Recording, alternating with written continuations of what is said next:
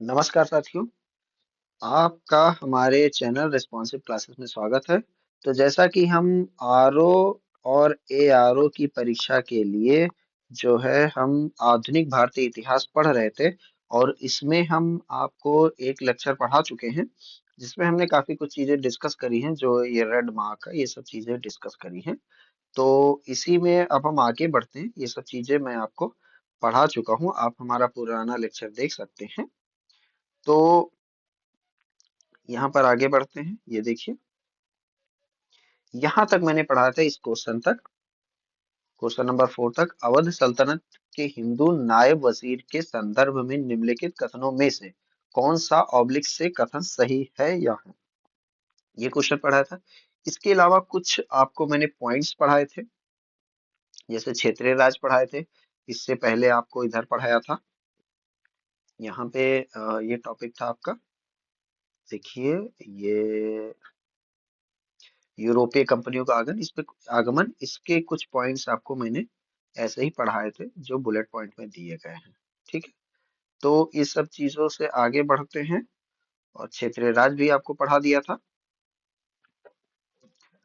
1857 की क्रांति के बुलेट पॉइंट बचे हुए थे, तो ये अब अभी तब पढ़ाएंगे जब उसके क्वेश्चन आएंगे। उससे पहले जो बुलेट पॉइंट्स पढ़ाए उससे संबंधित कुछ क्वेश्चन रह गए हैं, उन क्वेश्चन को भी हम आपको आपसे डिस्कस कर लेते हैं। उसके बाद फिर जो है हम पॉइंट्स पढ़ेंगे। क्वेश्चन 5 है, निम्नलिखित में से कौन सा युग्म सही सुमेलित नहीं है। देखिए, नहीं पूछा है, यानी बहुत से सही सुमेलित होंगे, एक कोई गलत होगा। हेक्टर मुनरो, बक्सर का युद्ध, लॉर्ड हेस्टिंग्स, आंग्ल नेपाल युद्ध, लॉर्ड वेलेस्ली, चतुर्थ आंग्ल मैसूर युद्ध, लॉर्ड कॉर्नवालिस, तृतीय आंग्ल मराठा युद्ध। ठीक है, तो इसमें कौन सा नहीं है में से? डी। डी वाला जो है वो सही सुमेलित नहीं है, क्योंकि तृतीय आंग्ल मराठा युद्ध जो होता है वो 1817 से 18 के बीच में चला था। और उस समय जो था वो कौन था? लॉर्ड हेस्टिंग्स था, गवर्नर जनरल के काल में हुआ था, ना कि लॉर्ड कॉर्नवालिस। तो डी वाला जो ऑप्शन है ये आपका क्या होगा? ये सही सुमेलित नहीं होगा। दूसरा देखते हैं, निम्नलिखित में से किस गवर्नर जनरल ने भारत में दास प्रथा को समाप्त किया था? तो क्वेश्चन है, दास प्रथा को किसने समाप्त किया था? तो इंपॉर्टेंट क्वेश्चन है ये। क्या था? लॉर्ड एलन बरो। तो लॉर्ड एलन बरो ने जो है वो दास प्रथा का समाप्त कर दिया था। देखिए, इसके व्याख्या पढ़ लेते हैं। 1843 के एक्ट 5 के द्वारा भारत में तत्कालीन गवर्नर जनरल लॉर्ड एलन बरो ने दास प्रथा का उन्मूलन किया। इसका कार्यकाल जो रहा है वो 42 से 44 के बीच में रहा है। ठीक है, तो एक्ट 43 में आया और 42 से 44 के बीच में ये रहा है। तो लॉर्ड एलन बरो के टाइम में हुआ है। फिर देखते हैं, निम्नलिखित घटनाओं पर विचार कीजिए तथा उनको कालानुक्रम व्यवस्थित कीजिए। ठीक है, तो काल क्रमानुसार व्यवस्थित करना है। पहला है सिक्किम का विलय, दूसरा है झांसी का विलय, तीसरा है पंजाब के विलय, चौथा है बर्मा का विलय। ठीक है, तो सही देख लेते हैं। देखिए, सबसे पहले जो हुआ है वो आपका, देखिए, 1849 में पंजाब का विलय हुआ। तो पंजाब विलय जो है वो आपका कहाँ दे रखा है? पंजाब, यानी ये पहला हो गया, पहले नंबर पे हो गया। फिर दूसरा विलय आपका हुआ सिक्किम का 50 में, बर्मा 53। तो सिक्किम दूसरे नंबर पे आएगा, फिर बर्मा तीसरे नंबर पे आएगा, और झांसी 54 में जाके होता है। तो झांसी देखिए 54 में होता है, ये लॉर्ड डलहौजी करते हैं, तो 4। ठीक है, तो कोड क्या बनेगा? देखिए, 3 3 1 4 2, 3142। ठीक है, तो यहाँ देख लेते हैं, बी देखिए 3142। ठीक है, ये ऑप्शन सही हुआ, 3124। नेक्स्ट देखते हैं, निम्नलिखित, ये सूची एक सूची दो को मिलाना है। युद्ध दिया है और वर्ष दे रखा है। ठीक है, अब देखिए इसमें क्या दे रखा है? द्वितीय द्वितीय आंग्ल मैसूर युद्ध, द्वितीय आंग्ल फ्रांसीसी युद्ध, द्वितीय आंग्ल मराठा युद्ध, द्वितीय आंग्ल अफगान युद्ध। सभी हैं।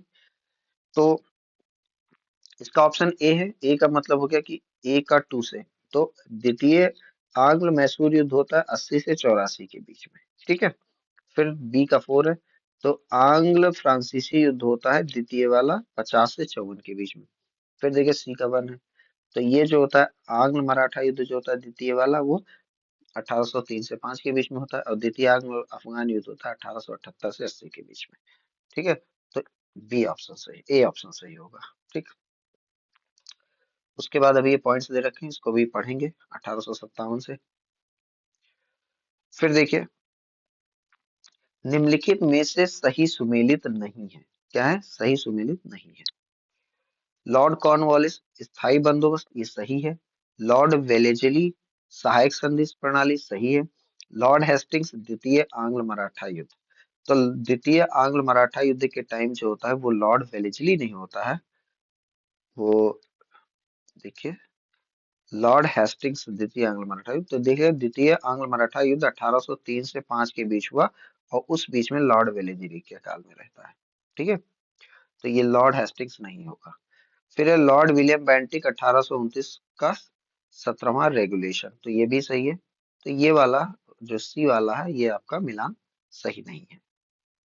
फिर देखिए, निम्नलिखित में से कौन सा युग्म सही सुमेलित नहीं है? सब नहीं वाले आ रहे हैं, या आर ओ 2017 का क्वेश्चन है। स्थायी बंदोबस्त, स्थानीय स्वशासन लॉर्ड लिटन, सहायक संधि लॉर्ड वेलेजली, राज अपहरण नीति लॉर्ड डलहौजी, और स्थायी बंदोबस्त लॉर्ड कॉर्नवालिस। तो स्थायी स्वशासन कौन लेकर आया था?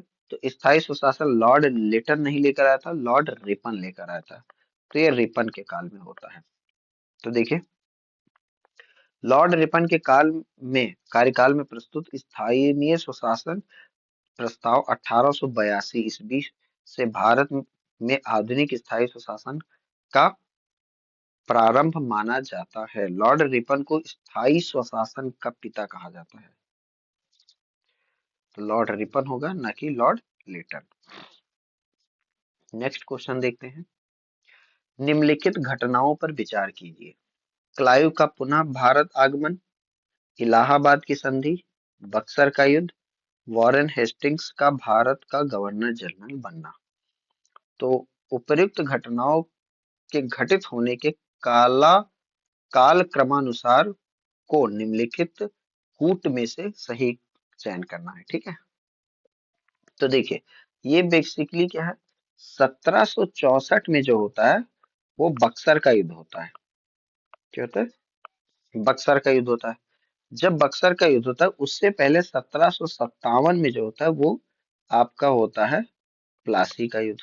तो प्लासी का युद्ध के समय जो रहता है वो क्लाइव रहता है, रॉबर्ट क्लाइव रहता है गवर्नर बंगाल का।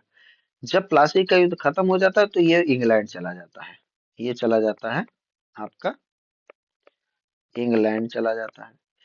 तो फिर क्या होता है कि 1764 में जब बक्सर का युद्ध होता है, तो बक्सर के युद्ध के बाद क्या जीत लेते हैं? पूरा मुगल साम्राज्य जीत लेते हैं, उसके बाद अवध को जीत लेते हैं, और बंगाल बिहार को जीत लेते हैं। तो क्या होता है कि फिर से क्लाइव को बुलाया जाता है, ठीक है। फिर से क्लाइव आता है, और जब क्लाइव आता है तब करता है संधि, दो संधि करता है इलाहाबाद की। एक आपका अवध के नवाब सुजाउद्दौला के साथ करता है, अवध के नवाब के साथ करता है, और दूसरा करता है जो है वो आपका जो मुगल सम्राट थे शाह आलम द्वितीय के साथ करता है। तो मुगल के साथ करता है संधि, ठीक। तो सबसे पहला घटना क्या होगा? सबसे पहला घटना होगा बक्सर का युद्ध हो जाएगा। जब बक्सर का युद्ध होगा तो उसके बाद वो क्लाइव आएगा वापस। क्लाइव जब आएगा उसके बाद वो इलाहाबाद की संधि करेगा, तो तीसरे नंबर पे ये आएगा। संधि करने के बाद फिर वॉरेन हेस्टिंग को गवर्नर जनरल घोषित कर दिया जाएगा, भारत का गवर्नर जनरल। हालांकि भारत लिखा है, ये बंगाल का था, तो यहाँ बंगाल होगा इस संदर्भ में, ठीक है। इसीलिए यहाँ पे स्टार लगा है, क्योंकि स्टार में क्या लिखा है, भारत का गवर्नर जनरल, लेकिन वो बंगाल का बना था। तो सही क्रम क्या होगा? सही क्रम होगा वन नहीं, थ्री। देखिए थ्री, थ्री देखिए, नहीं नहीं यहाँ थ्री, फिर उसके बाद सेकंड नंबर पे वन, फिर उसके बाद थर्ड नंबर पे आया टू, फिर फोर। 3124। ठीक है, तो 3124 कौन सा है? 3124, ये आपका बी ऑप्शन सही होगा। ठीक है, इन्होंने इसलिए इसमें बी ऑप्शन नहीं दिया क्योंकि यहाँ पे जो प्रश्न में दिया गया वो भारत का दे रखा है गवर्नर जनरल, लेकिन वॉरेन हेस्टिंग्स भारत का नहीं बनता, बंगाल का बनता है, इसलिए यहाँ पे करेक्ट करके अगर हम इसमें बंगाल जोड़ देंगे तो ये ऑप्शन बी सही हो जाएगा। उसके बाद देखते हैं, ब्रिटिश भारत में सैन्य बल पर केंद्रीय राजस्व का कुल कितना प्रतिशत व्यय होता था? तो जो सैन्य बल थी, जो आर्मी थी, जो आर्मी थी, उस पे कितना पैसा खर्च करती थी केंद्रीय राजस्व का, कितना पैसा खर्च किया जाता? तो लगभग 40% व्यय होता था। ठीक है, ये आरओ में 2021 में आया क्वेश्चन। फिर देखते हैं, 18वीं शताब्दी के उत्तरार्ध में किसे प्रायः कंपनी बहादुर की शानो शौकत, कंपनी बहादुर की शानो शौकत का स्थानीय प्रतिनिधि कहा जाता था?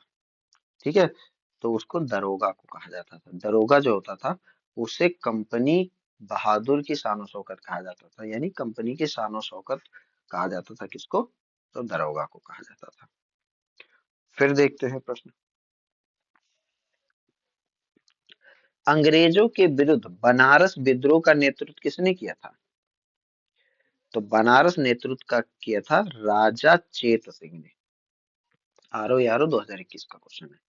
फिर देखिए, किस वायसराय की हत्या अंडमान निकोबार द्वीप समूह में जब वो भ्रमण पे थे तो की गई थी उनकी हत्या?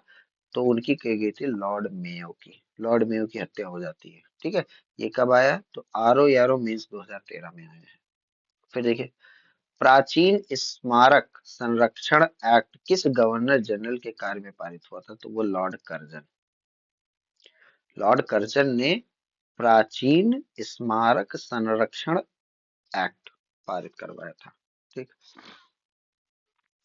आगे देखते हैं, फूट डालो राज्य करो की रणनीति अपनाई गई थी, किसने अपनाई थी?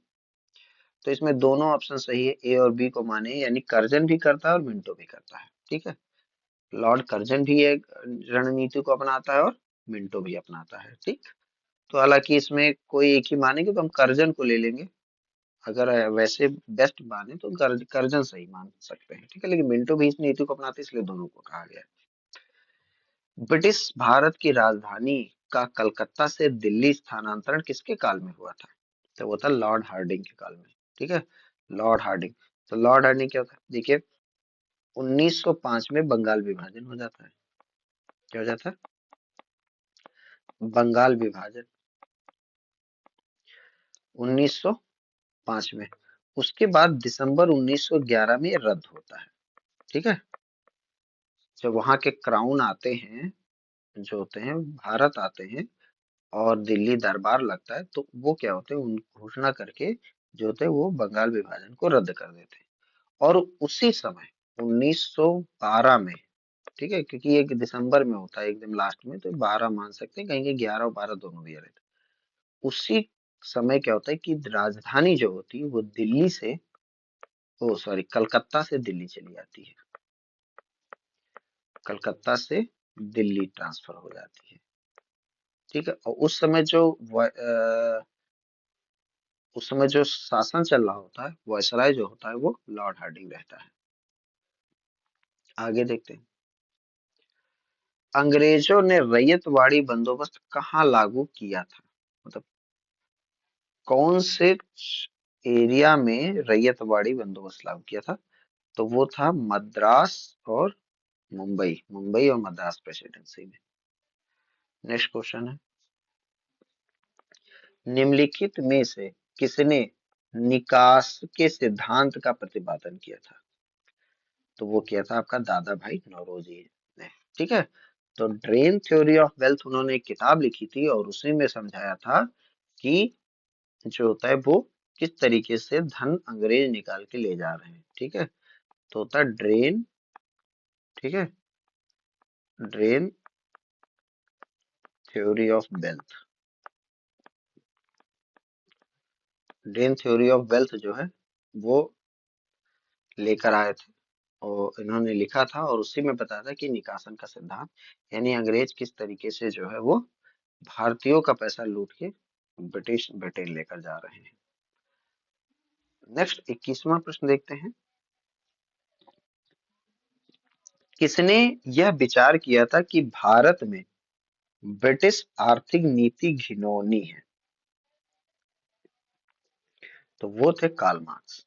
कार्ल मार्क्स ने बताया था कि ब्रिटिश की जो आर्थिक नीति है भारत के प्रति, वो बहुत ही घिनौनी नीति है। ये कार्ल मार्क्स ने बताया था। ठीक है, उसके बाद देखते हैं। असम में सर्वप्रथम असम में सर्वप्रथम चाय कंपनी की स्थापना कब हुई थी? तो हुई थी 1839 में। 1839 में कम, असम में चाय कंपनी की स्थापना हुई थी। निम्नलिखित में से कौन से भार निम्नलिखित में से कौन भारत का एकमात्र यहूदी वायसराय था? यानी बाकी तो सब क्रिश्चियन रहे होंगे, लेकिन ये यहूदी था। तो वो था लॉर्ड रीडिंग। लॉर्ड रीडिंग जो था वो क्या था?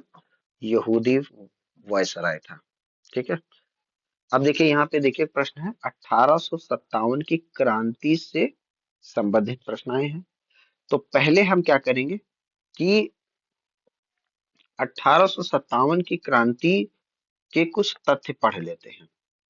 ठीक है, जब तथ्य पढ़ेंगे तब जो है उससे फिर क्या होगा, यहाँ आके हम फिर से जो है चीजें क्वेश्चन रीड करेंगे। ठीक है, तो पहले 1857 की क्रांति पे चलते हैं। तो देखिए यहाँ पे दिया हुआ, ये थोड़ा सा पेज का एक ही पेज में देना रहना चाहिए, लेकिन ये टॉपिक पीछे दे रखे हैं और प्रश्न बाद में पूछे हैं। जन आंदोलन, उसके बाद देखिए काफी, यहाँ देखिए यहाँ पे दे रखा 1857 की क्रांति। ठीक है, तो 1857 की क्रांति से संबंधित तथ्य कौन कौन से हैं, तो पढ़ लेते हैं। पहला, चर्बी वाले कारतूसों का प्रयोग भारत के प्रथम स्वतंत्रता संग्राम 1857 के विद्रोह का तात्कालिक कारण बना। तो आपको पता है कि चर्बी वाले कारतूस जो है उसमें क्या यूज किया जाता था? तो उसमें गाय और सुअर की चर्बी यूज किया जाता था। तो चाहे गाय और सुअर की चर्बी यूज करते थे, तो क्या होता है, गाय जो होती है वो हिंदुओं की एक पवित्र पशु है। ठीक है, पवित्र है। और सुअर जो होता है वो मुस्लिम के लिए, मुस्लिम को अपवित्र मानते हैं, यानी सुअर का मांस वो कभी नहीं खाते हैं। तो इसलिए हिंदू और मुसलमान दोनों की आस्था को ठेस पहुंचाया था इन्होंने, अंग्रेजों ने, और इसी वजह से यह तात्कालिक कारण बन था। कारण तो बहुत सारे थे, पर यह तात्कालिक कारण था, यानी उस समय ये कारण बना। 29 मार्च 1857 को बैरकपुर में सैनिकों ने चर्बी वाले कारतूसों का प्रयोग करने से इनकार कर दिया, और एक सैनिक मंगल पांडे ने अपने सहायक सेना अधिकारी पर आक्रमण कर उसकी हत्या कर दी थी। ठीक है, तो कौन थे? मंगल पांडे। इन्होंने अपने एक सहायक सेनाधिकारी थे, उनकी हत्या भी कर दी थी। कब? 29 मार्च की घटना है, 29 मार्च। ठीक है, अब देखो नेक्स्ट पॉइंट। 1857 की क्रांति का प्रारंभ 10 मई को मेरठ से हुआ।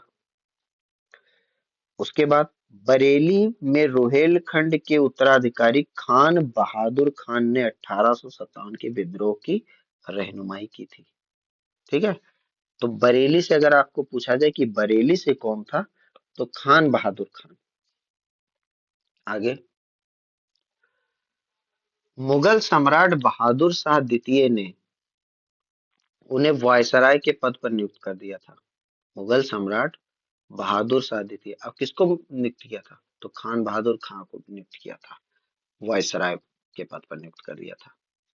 ठीक, झांसी में जून 1857 में रानी लक्ष्मीबाई के नेतृत्व में विद्रोह हुआ। उसके बाद कानपुर देख लेते हैं। 5 जून 1857 को नाना साहब, जिसको धोंधो पंथ ठीक है, को पेशवा मानकर स्वतंत्रता की घोषणा कर दी। ये कानपुर में नाना साहब को क्या मान लिया गया, वहां का पेशवा मान लिया गया, और उसके बाद जो है उनको कानपुर को स्वतंत्र घोषित कर दिया गया। सामाजिक सुधारों के अंतर्गत विधवा पुनर्विवाह अधिनियम 1856 में कैनिंग के समय में आया था। तो विधवा पुनर्विवाह अधिनियम कब आया था? 1856 में आया था, और उस समय वायसराय था कैनिंग। और 1857 की क्रांति भी कैनिंग के टाइम पे होती है। इसलिए कभी कभी ये भी प्रश्न पूछता है कि 1857 की क्रांति किस वायसराय के टाइम में होती है या किस गवर्नर जनरल के टाइम में होती है, क्योंकि गवर्नर जनरल ही वाइस रहता है कैनिंग, बाद में वो वायसराय बनता है। 1858 में जब एक्ट आता है तब गवर्नर जनरल का पद हटा के वायसराय का पद बना दिया जाता है। वायसराय जो होता है वो किसके, तो ब्रिटिश क्राउन के अंडर में रहता था।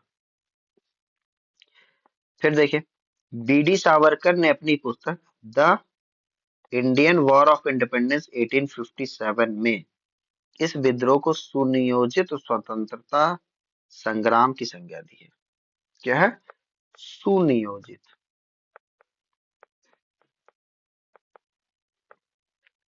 ठीक है, सुनियोजित कहा कि ये सुनियोजित था।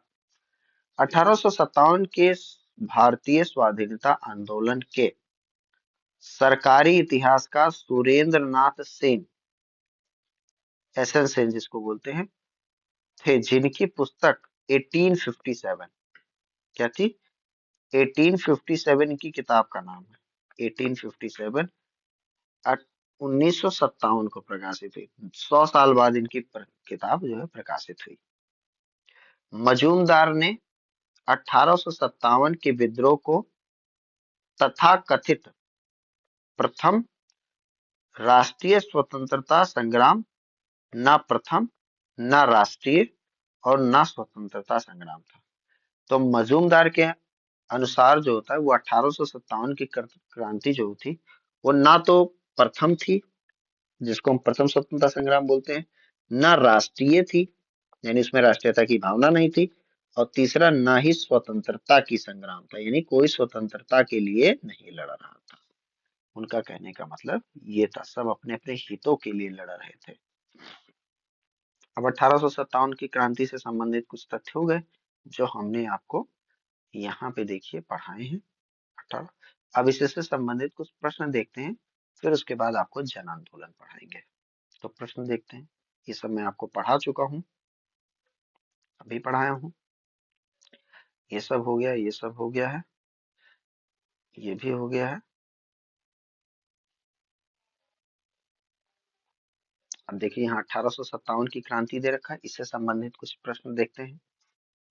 पहला प्रश्न है, निम्नलिखित में से 1857 के निम्नलिखित क्रांतिकारियों में से किसका वास्तविक नाम रामचंद्र पांडुरंग था?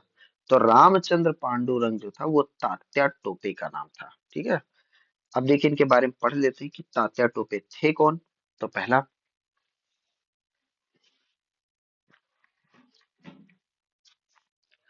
तात्या टोपे, जिनका जन्म 1814 में हुआ था, 1859 में डेथ हुई थी, को रामचंद्र पांडुरंग के नाम से भी जाना जाता है।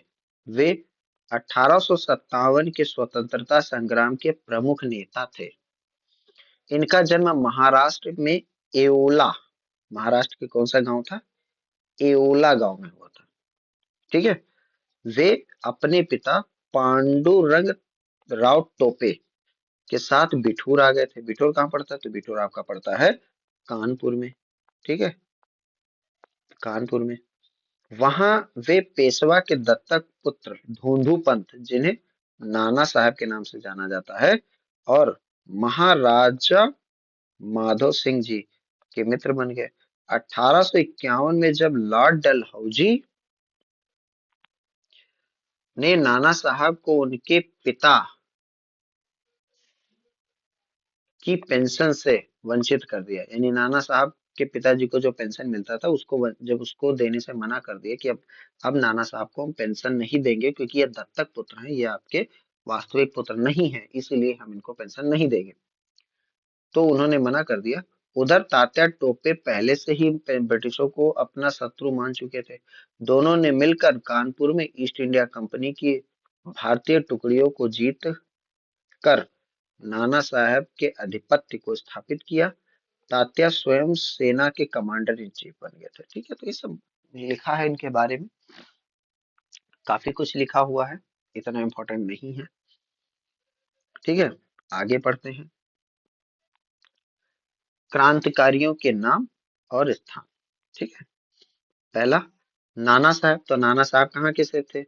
नाना साहब जो थे वो कानपुर में आंदोलन कर, स्थान का मतलब कहाँ से आंदोलन कर रहे थे। ठीक है, तो नाना साहब कानपुर, एक तो मिल गया। ठीक है, उसके बाद आगे देखते हैं। नवाब हामिद अली खां, तो ये दिल्ली से थे। उसके बाद देखिए मौलवी अहमूदुल्लाह जो थे वो आपके थे लखनऊ से। और मनी राम दीवान जो थे वो असम से थे। ठीक है, तो ये जो ऑप्शन होगा वो डी सही होगा, ये सही ऑप्शन है। ये आर ओ यारो 2016 का प्रश्न है। ठीक है, तो ये जरूरी है कि 1857 में कहाँ से किसने नेतृत्व किया उसको जानना बहुत जरूरी है। और भी चीजें याद कर सकते हैं। ठीक है, लेकिन ये प्रश्न आया हुआ है। उसके बाद 1857 के विद्रोह के दौरान बहादुर शाह ने किसे साहेबे आलम बहादुर की खिताब दिया था? यानी किसे जो है साहेबे आलम बहादुर का खिताब दिया था? तो वो थे बख्त खान। ठीक है, किसको दिया था? बख्त खान को दिया था। तो अब देखो, 1857 के विद्रोह के दौरान बहादुर शाह द्वितीय ने बख्त खान को साहेबे आलम बहादुर का खिताब दिया था। बख्त खान ईस्ट इंडिया कंपनी में सूबेदार के पद पे थे। किसमें थे? सूबेदार के पद पे थे। तथा कंपनी की ओर से कंपनी की ओर से उन्होंने प्रथम अंग्रेज अफगान युद्ध में भाग भी लिया था। 1857 के विद्रोह के समय बहादुर शाह ने अपने बड़े पुत्र मिर्जा मुगल अथवा मिर्जा जहीरुद्दीन को मुख्य सेनापति घोषित किया, किंतु विद्रोहियों का वास्तविक नेतृत्व बख्त खान ने किया था।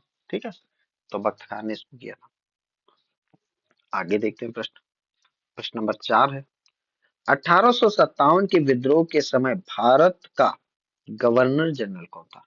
अब देखो, मैंने बताया था अभी थोड़ी देर पहले बताया कि कैनिंग के बारे में बता रहा था। जो वहां पॉइंट्स तो मैं बता रहा था कि कैनिंग जो था वो 1857 के समय क्या था?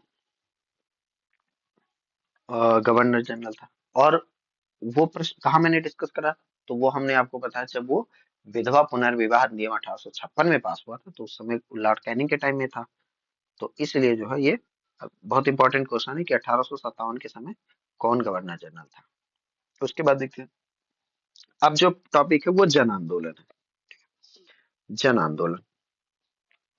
अब जन आंदोलन जो है, ये जन आंदोलन आपको हम फिर नए लेक्चर में पढ़ाएंगे। ठीक है, अच्छा, इस जन आंदोलन से संबंधित पहले हम यहाँ टॉपिक पढ़ाएंगे आपको। देखिए यहाँ पे दिया हो गया, कुछ पॉइंट्स दिए गए हैं, वो पहले आपको पढ़ाएंगे। ये प्रेस है। उसके बाद देखिए यहाँ पे आधुनिक शिक्षा का विकास है। फिर यहाँ पे आपका दिया गया है जन आंदोलन, अन्य जन आंदोलन। ठीक है, तो ये पहले कुछ पॉइंट्स पढ़ाएंगे, उसके बाद उससे संबंधित क्वेश्चन डिस्कस करेंगे। तो ये आपको हम नेक्स्ट लेक्चर में करेंगे, क्योंकि बहुत लंबे समय तक पढ़ाने पर क्या होता है कि लेक्चर बहुत लंबा हो जाता है, जिससे क्या होता है कि बच्चों को देखने में असुविधा होती है या उन्हें थोड़ी सी बोरियत महसूस होती है। तो इसलिए जो है लेक्चर को हम छोटे छोटे पार्ट में डिवाइड करके आपको पढ़ाएंगे, ताकि आपको पढ़ने में असुविधा ना हो। तो अगर आप हमारे चैनल पर नए हैं तो चैनल को सब्सक्राइब करिए, लाइक करिए, कमेंट करिए। ठीक है, और ऐसे ही चैनल पे बने रहिए, तो आपको नई नई वीडियो के अपडेट आपको मिलते रहेंगे। तो पढ़ते रहिए, मस्त रहिए। फिर नए लेक्चर के साथ मिलेंगे। तब तक के लिए नमस्कार, धन्यवाद।